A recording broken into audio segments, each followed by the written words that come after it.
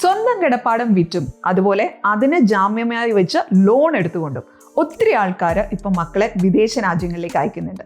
ഈ വിദേശ രാജ്യങ്ങളിലേക്ക് അയക്കുമ്പോൾ സ്വപ്നങ്ങൾ എന്ന് പറയുന്നത് മക്കൾ അവിടെ പോകുന്നു, പഠിക്കുന്നു, പഠിച്ചത് വെച്ചിട്ട് തന്നെ ജോലി കിട്ടുന്നു, പിന്നെ ശിഷ്ടമുള്ള കാലം അവിടെ താമസിക്കുന്നു, ഇങ്ങനെയൊക്കെയുള്ള സ്വപ്നങ്ങളാണ് ഉള്ളത്. ബട്ട് അൺഫോർച്ചുനേറ്റ്ലി നമ്മുടെ മക്കളിൽ പലരും ചെന്നെത്തുന്നത് ഈ വിദേശ രാജ്യങ്ങളിലെ മികച്ച യൂണിവേഴ്സിറ്റികളിലേക്കല്ല. മികച്ച യൂണിവേഴ്സിറ്റികൾ ഒരുപാടുണ്ട്, ബട്ട് അൺഫോർച്ചുനേറ്റ്ലി ഇവർ ചെന്ന് പെടുന്നത് ഈ Tier 1 താഴേക്കുള്ള യൂണിവേഴ്സിറ്റികളിലാണ്. അപ്പോൾ നിങ്ങൾ ഈ സ്വപ്നം കാണുന്ന കാര്യങ്ങൾ അവിടെ നടക്കാതെ പോവുകയാണ്.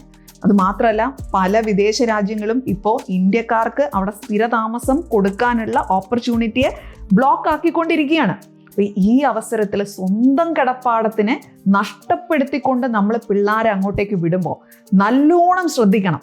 നിങ്ങളുടെ കയ്യിൽ ആവശ്യത്തിന് പൈസ ഉണ്ടെന്ന് വിചാരിക്കും, വേറെ വലിയ ബാധ്യതകളൊന്നുമില്ല. ഇനി അതല്ലാതെ തന്നെ സ്വന്തം കിടപ്പാടം അല്ല നിങ്ങൾ ജാമ്യം വയ്ക്കുന്നത്, അല്ലാതെ ഒരു പ്രോപ്പർട്ടി ഉണ്ട്, ലോൺ എടുത്ത് പോകാൻ പറ്റുന്ന അവസ്ഥയിലാണ്, അല്ലെങ്കിൽ നിങ്ങൾക്ക് നല്ല ജോലിയൊക്കെ ഉണ്ട്, കംഫർട്ടബിൾ ആണ്, ഫൈനാൻഷ്യലി സൗണ്ട് ആണ്, ഒക്കെ ഇതൊന്നുമില്ലാതെ ആകെയുള്ള സ്വത്തിനെ കൊണ്ട് നിങ്ങൾ കളയുമ്പോൾ വളരെ ശ്രദ്ധിച്ചത് ചെയ്യണം.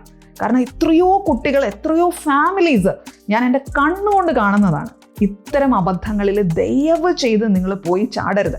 നിങ്ങൾ വിദേശത്ത് പോയി കഴിഞ്ഞു കഴിഞ്ഞാൽ എല്ലാം അങ്ങോട്ട് ആയി എന്ന് പറയുന്നൊരു ചിന്തയുണ്ടല്ലോ, ആ ചിന്ത ഒരു റോങ് തോട്ടാണ്. ശരിക്കും ഈ മേഖലയിൽ ഈ കാര്യങ്ങളെക്കുറിച്ച് അറിയാവുന്നവരോട് സംസാരിച്ച് വളരെ പ്രാക്ടിക്കലായി റിയലിസ്റ്റിക്കായി ചിന്തിച്ച് വേണം ഈ മക്കളെ വിടണമോ വേണ്ടയോ എന്നൊക്കെയുള്ള കാര്യത്തിൽ തീരുമാനം എടുക്കാൻ. പിള്ളേരൊക്കെ വാശി പിടിക്കും, പക്ഷെ നമ്മൾ കുറച്ച് ആലോചിക്കണം, എന്നിട്ട് തീരുമാനിക്കണം. Keep going. Happy learning.